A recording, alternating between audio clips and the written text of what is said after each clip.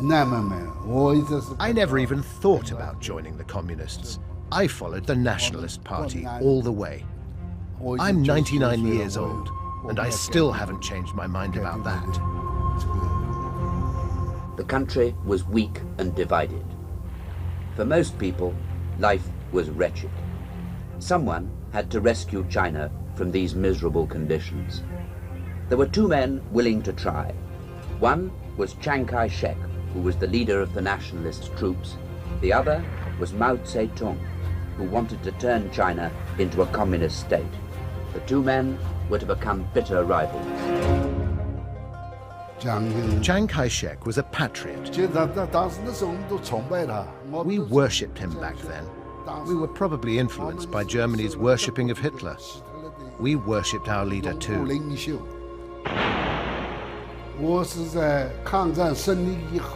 I was the head of a battalion in the Nationalist Army and fought against the Chinese communists in the Civil War.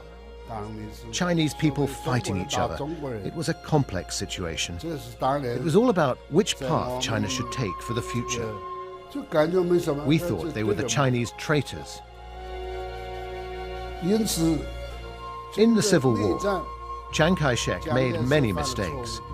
Mao Zedong also made mistakes, but Chiang Kai-shek made more than Mao did. I was involved in one of the last big battles, in Little Kinmen, when we suffered 200,000 artillery shells, but I survived all that. The nationalists had the military advantage, but our soldiers were too spread out.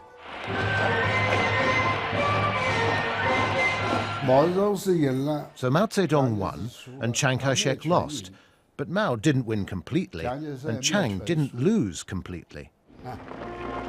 By the autumn of 1949, the communists had driven the nationalists out of all the major cities. They fled to the island of Taiwan.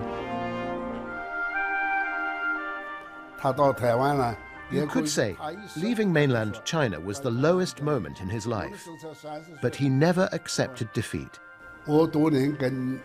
I worked with Chiang Kai-shek very closely for 5 years.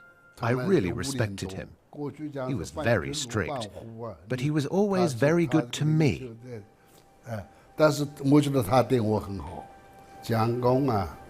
Chiang Kai-shek's life was very orderly. He'd get up at 6 in the morning every day. He didn't smoke or drink. He was very disciplined. He issued a lot of orders. To be honest, so many that it was hard to keep track of them.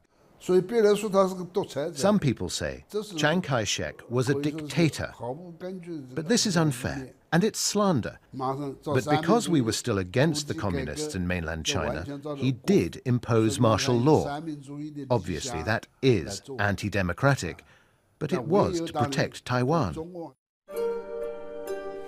His goal wasn't just to make Taiwan independent. He wanted to achieve freedom and democracy for the whole of China. He never gave up. He told us, "Don't ever think we've lost the mainland. Marxism will eventually fail." History proved him right.